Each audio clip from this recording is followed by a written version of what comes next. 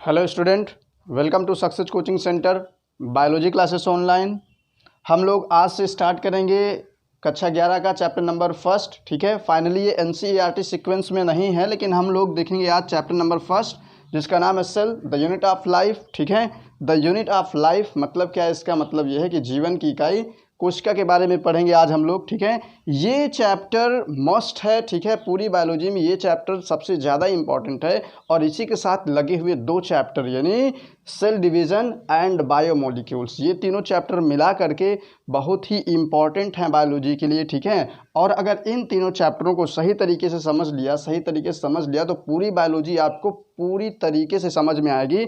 अगर इन तीनों चैप्टरों को आपने नहीं पढ़ा, सेल डिवीज़न एंड बायोमोलिक्यूल्स, इन तीनों चैप्टरों को अगर आपने नहीं पढ़ा तो ये समझिए बायोलॉजी समझना आपको बहुत मुश्किल होगा। ठीक है, ये समझ लीजिए कि जो ये तीनों चैप्टर हैं अर्थात जो साइटोलॉजी है या फिर ये कह लीजिए कि जो सेल बायोलॉजी है वो बायोलॉजी के एक धुरी के समान है। ठीक है, बायोलॉजी के एक धुरी के समान है और इस धुरी के चारों तरफ पूरी बायोलॉजी इधर उधर घूमती रहती है। ठीक है, तो कहने का मतलब ये है कि जो सेल बायोलॉजी है वो पूरी बायोलॉजी में मस्ट है। ठीक है, और इसको पढ़ना वेरी इंपॉर्टेंट है। जब तक आप इसको नहीं समझेंगे बायोलॉजी आपको समझ में नहीं आएगी। ठीक है, तो जैसे कि हम सभी लोग जानते हैं कि ये 11th क्लास का टॉपिक है। ठीक है, और आज से हम लोग 11th क्लास की बायोलॉजी ही स्टार्ट कर रहे हैं। लेकिन याद रखिएगा, यहाँ पे जो मैंने सीक्वेंस लिया है वो एनसीईआरटी का सीक्वेंस नहीं है, ये मेरा सीक्वेंस है। ठीक है, मैं इसको अपने हिसाब से पढ़ाऊँगा और जिस चैप्टर को जिसके बाद शुरू करना है वो मैं अपने हिसाब से करूँगा। ठीक है, मैं एनसीईआरटी का सीक्वेंस मैच नहीं करूँगा। क्यों? क्योंकि मुझे आपको समझा के चलना है। ठीक है, मुझे आपको रटाना नहीं है। ठीक है, तो आज से हम लोग स्टार्ट करेंगे सेल। ठीक है, टोटल नाम है द यूनिट ऑफ लाइफ, जीवन की इकाई। ठीक है, अब बोलेंगे कि सर आप आज ये पहला लेक्चर ले रहे हैं, थोड़ा सा अगर आप बायोलॉजी का बेस बताते हैं, ठीक है, बेसिक बायोलॉजी के बारे में बताते तो ज़्यादा बेहतर हुआ। तो देखिए, जो बेसिक बायोलॉजी है या फिर बायोलॉजी से जो बेसिक चीज़ें हैं उनको कुछ मैंने क्लास में बता दिया है, और जो अधिक हैं जैसे ब्रांच ऑफ बायोलॉजी की बहुत सारी शाखाएं हैं। मैंने 3 शाखाएं आपको ऑफलाइन क्लासेस में बता दिया है, लेकिन बहुत सारी शाखाएं हैं, यहाँ पे बहुत सारी ब्रांचेस हैं बायोलॉजी की। तो उनको हम लोग कैसे कवर करेंगे? तो उनके लिए आपको एक स्लिप मिलेगी। उन स्लिपों में सारी की सारी ब्रांचों के नाम, उनकी डेफिनेशन लिखे होंगे और उनके फादर का नाम भी लिखा होगा। ठीक है, तो इस तरीके से हमने बायोलॉजी का बेस कंप्लीट कर लिया है, और जो नहीं कंप्लीट है वो आपको स्लिप में कंप्लीट करवा दिया जाएगा। ठीक, तो आज से हम लोग स्टार्ट करेंगे cell the unit of life, जीवन की मौलिक इकाई। ठीक है, तो यहाँ पे क्या लिखा हुआ है, यहाँ पे एक बार पढ़ लेते हैं फटाफट। क्या लिखा है? सक्सेस कोचिंग सेंटर आपका स्वागत करता है। आज से हम लोग 11th क्लास की बायोलॉजी स्टार्ट करेंगे, जीव विज्ञान स्टार्ट करेंगे। ठीक है, चैप्टर नंबर फर्स्ट, नाम क्या है? Cell the unit of life. ठीक है, और आज सबसे पहले हमको पढ़ना है सेल का इंट्रोडक्शन। ठीक है, सेल का परिचय, हमें सेल के बारे में एक कॉन्सेप्ट क्लियर करना है, या फिर ये कह लीजिए कि सेल के बारे में आज हमें इंट्रोडक्शन देखना है। और फिर उसके बाद यहाँ पे लिखा गया साइटोलॉजी, कोशिका विज्ञान क्या है उसे पढ़ेंगे। ठीक है, और फिर सेल बायोलॉजी क्या है, सेल जीव विज्ञान क्या है, इसके बारे में पढ़ेंगे। ठीक है, तो इस तरीके से यहाँ पे बहुत सारा चीज़ लिखा था, वो मैंने आपको बता दिया है। और अब बिना किसी प्रॉब्लम के स्टार्ट करते हैं। ठीक है, सेल, जिसको हिंदी में हम लोग कोशिका कहते हैं।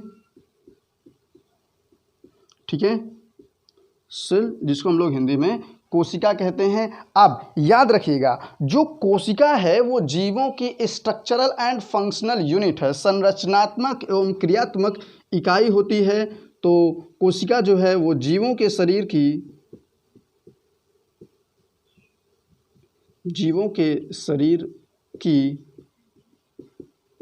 संरचनात्मक एवं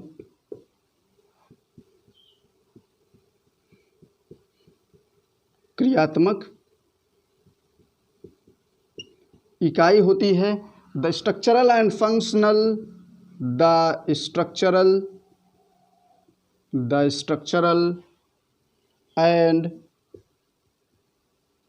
फंक्शनल यूनिट ऑफ लाइफ ठीक है। तो इस तरीके से हमने देखा कि जो सेल है वो structural and functional unit of life, जीवों के शरीर की संरचनात्मक एवं क्रियात्मक इकाई है, जीवन को बनाने वाली संरचनात्मक एवं क्रियात्मक इकाई है। ठीक है, ये चीज़ आपको समझ में आ गया है। अब जो सेल है वो एक बाउंड्री से घिरा होता है। ठीक है, इसके चारों तरफ सेल जो है वो एक बाउंड्री से घिरा होता है, और ये जो बाउंड्री है इसे हम लोग बोलते हैं सेल मेम्ब्रेन। इसे हम लोग बोलते हैं सेल मेम्ब्रेन। और ये जो सेल मेम्ब्रेन है ये सेमी परमिएबल मेम्ब्रेन होता है, सेमी परमिएबल मेम्ब्रेन। ठीक है, और अगर हिंदी में बोलें तो अर्ध पारगम्य झिल्ली, हिंदी में बोलें तो अर्ध पारगम्य झिल्ली। ठीक है, अर्ध पारगम्य झिल्ली से घिरी होती है कौन? कोशिका। ठीक है, तो इस तरीके से हमने जाना कि जो सेल है वो जीवधारियों के शरीर की संरचनात्मक एवं क्रियात्मक इकाई है, the structural and functional unit of life, जीवन की मौलिक इकाई है। ठीक है, और ये एक बाउंड्री से घिरी होती है, एक मेम्ब्रेन से घिरी होती है जिसे हम लोग सेल मेम्ब्रेन कहते हैं। सेल मेम्ब्रेन जो होती है वो सेमी परमिएबल मेम्ब्रेन होती है, डिफरेंशिएबल मेम्ब्रेन होती है। ठीक है, डिफरेंशिएबल मेम्ब्रेन भी इसे कहते हैं, डिफरेंशिएबल मेम्ब्रेन। ठीक है, विभेदीय पारगम्य झिल्ली भी इसे कहते हैं। ठीक है, क्यों कहते हैं आगे समझ में आ जाएगा आपको। तो इस तरीके से आपने देखा कि सेल, जीवधारियों का शरीर जो होता है वो सेल से मिलकर बना होता है। ठीक है, कोशिकाओं से मिलकर बना होता है। अब इसके बाद अगर हम लोग बात करें कोशिका के अंदर की, ठीक है, तो कोशिका के अंदर बहुत सारा चीज़ पाया जाता है। ठीक है, कोशिका के अंदर बहुत सारा चीज़ पाया जाता है, जैसे कि बहुत सारे रासायनिक पदार्थ पाए जाते हैं, उनके बीच में बहुत सारा रासायनिक बल पाया जाता है, जिसके थ्रू बहुत सारी क्रियाएं लगातार चलती रहती हैं। ठीक है, अर्थात अगर हम लोग बात करें तो जो कोशिका है, कोशिका जो है उसके पूर्ण अध्ययन को हम लोग बोलते हैं साइटोलॉजी। ठीक है, साइटोलॉजी, या फिर इसी को हम लोग बोल सकते हैं सेल बायोलॉजी। ठीक है, लेकिन जो सेल बायोलॉजी है वो एक ब्रॉड टर्म है, एक बड़ा टर्म है। ठीक है, वहाँ पे जो साइटोलॉजी है सेल के अंदर के स्टडी को बोलते हैं। सेल के अंदर जो भी है या सेल के बारे में जो भी हम लोग स्टडी कर रहे हैं, पढ़ रहे हैं, उसे हम लोग साइटोलॉजी बोलेंगे। लेकिन सेल बायोलॉजी के साथ साथ सेल की केमिस्ट्री, सेल की फिजिक्स, ये सब चीज़ समझना यहाँ पे सेल बायोलॉजी के अंतर्गत आ जाता है। ठीक है, तो इस तरीके से हमने देखा कि साइटोलॉजी एंड सेल बायोलॉजी क्या है, सेमी परमिएबल मेम्ब्रेन कहाँ होती है, जीवों के शरीर की संरचनात्मक एवं क्रियात्मक इकाई कौन होती है। ठीक है, तो इस तरीके से थोड़ा सा इंट्रोडक्शन लिया। अब हम लोग चलते हैं कोशिका के इतिहास के बारे में। ठीक है, जो इसकी कैसे कैसे खोजें हुई हैं। ठीक है, इतिहास के बारे में बात करेंगे। Discovery of cell and related history,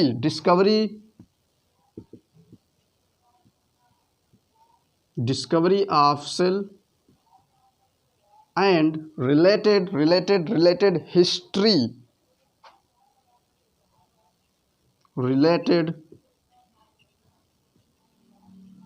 history. ठीक है, हम लोग बात करेंगे कोशिका की खोज और उसके इतिहास के बारे में, ठीक है, तो कोशिका की खोज कब संभव हुई, एक चीज़ आप लोग जान लीजिए, जैकेरियस जॉनसन। ठीक है, जैकेरियस जॉनसन और हैंस जॉनसन। ठीक है, जैकेरियस जॉनसन,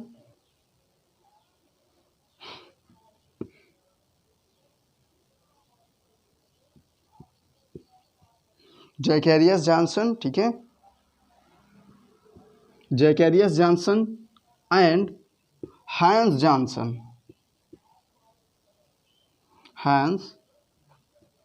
जॉनसन, इन दोनों ने मिलकर, जैकेरियस जॉनसन और हैंस जॉनसन दोनों साइंटिस्टों ने मिलकर के सन 1590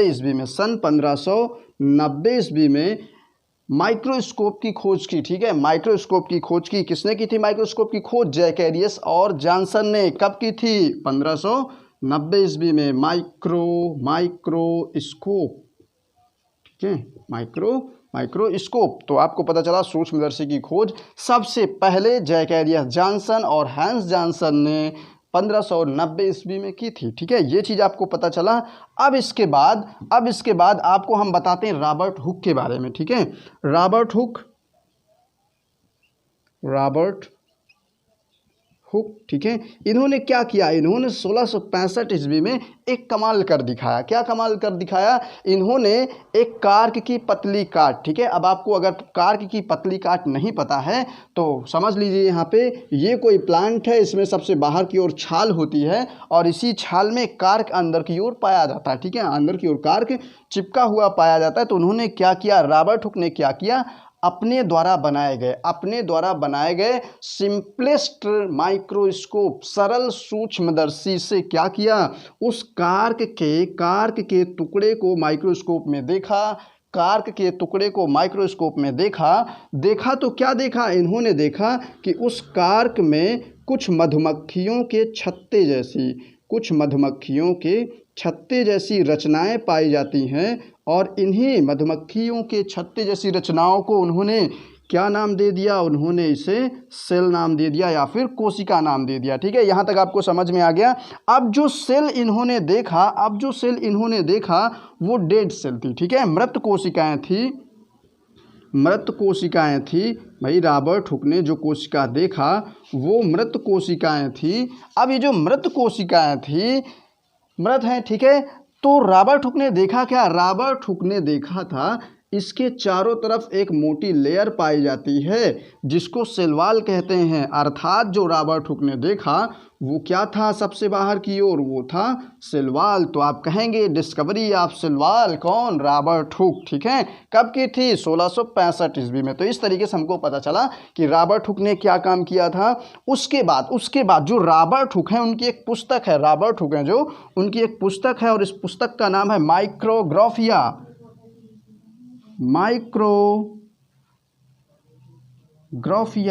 ठीक है, माइक्रोग्राफिया एक पुस्तक है जिसको रॉबर्ट हुक ने लिखा था। माइक्रोग्राफिया एक पुस्तक है जिसको रॉबर्ट हुक ने लिखा था और यहाँ पे ये जो सेल है, ये जो सेल वॉल है, इन सब का विवरण इन्होंने अपनी बुक माइक्रोग्राफिया में लिखा था। ठीक है, तो आपके सामने एक बुक का नाम आ गया माइक्रोग्राफिया, और माइक्रोग्राफिया को किसने लिखा था, माइक्रोग्राफिया को रॉबर्ट हुक ने लिखा था। ठीक है, तो इस तरीके से ये पॉइंट क्लियर हुआ। आगे चलते हैं फटाफट।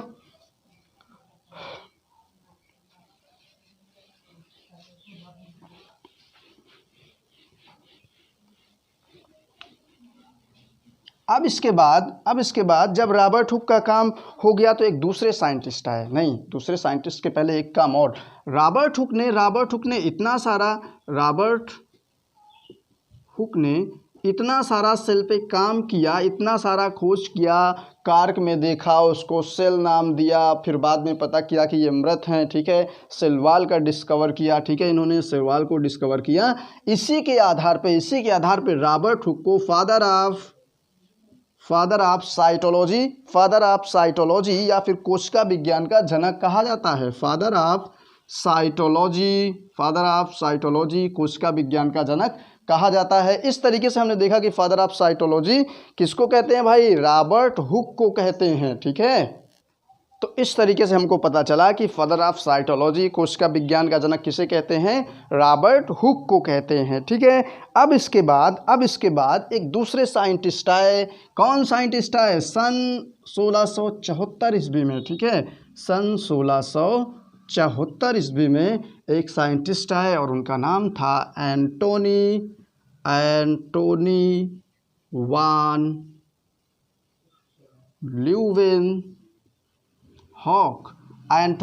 ल्यूवेनहॉक आए और इन्होंने क्या किया, इन्होंने तालाब के जल में, ठीक है, इन्होंने पाउंड वाटर में, तालाब के जल में क्या किया, इन्होंने सजीव कोशिकाओं को देखा। इन्होंने किसको उस तालाब में देखा, जीवाणु को देखा।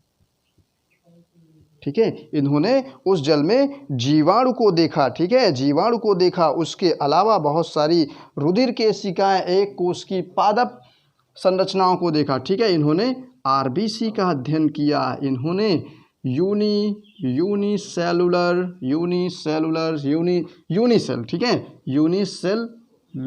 यूनिसेलुलर ऑर्गेनिज्म, एक कोश की जीव को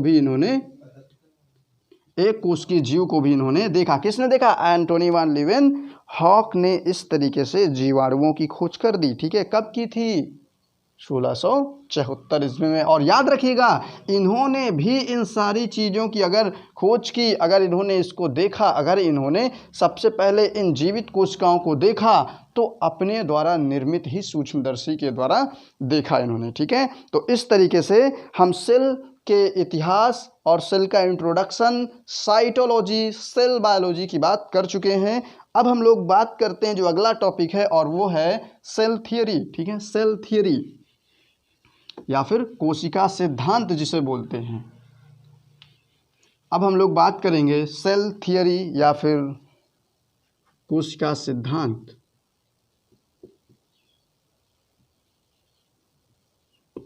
कोशिका सिद्धांत, सेल थियरी। ठीक है, कोशिका सिद्धांत, सेल थियरी। देखिए, जब कोशिका के बारे में ज़्यादा नॉलेज होने लगा या फिर कोशिका के बारे में लोग ज़्यादा खोज करने की कोशिश करने लगे तो वो एक विस्तार पूर्वक वर्णन बनने लगा। ठीक है, या फिर ये कह लीजिए कि एक बड़ा अध्ययन का प्रोसेस बनने लगा, वहाँ पे बड़ा अध्ययन होने लगा। तब क्या हुआ, यहाँ पे कई साइंटिस्टों ने अपना अपना योगदान दिया, कई साइंटिस्टों ने यहाँ पे अपना अपना योगदान दिया। और उन साइंटिस्टों में लैमार्क थे, सरमार्क थे, ठीक है, और मेयर भी थे। ठीक है, मेयर थे, लैमार्क थे। ठीक है, इस तरीके से इन साइंटिस्टों ने भी सेल थियरी पे काम किया, लेकिन बहुत ज़्यादा ये लोग निचोड़ नहीं निकाल पाए। तब क्या हुआ, एक साइंटिस्ट आए जिनका नाम था ड्यूटेरोचैट। ठीक है, ड्यूटेरोचैट एक नाम था, जिनका नाम है ड्यूटेरोचैट। ठीक है, एक साइंटिस्ट हैं जिनका नाम है ड्यूटेरोचैट। इन्होंने सेल थियरी दिया। ठीक है, इन्होंने सेल थियरी के बारे में कुछ कहा, लेकिन सेल थियरी का जो श्रेय है वो ड्यूटेरोचैट को ना दे करके स्लाइडेन और स्वान को दिया गया। ठीक है, स्लाइडेन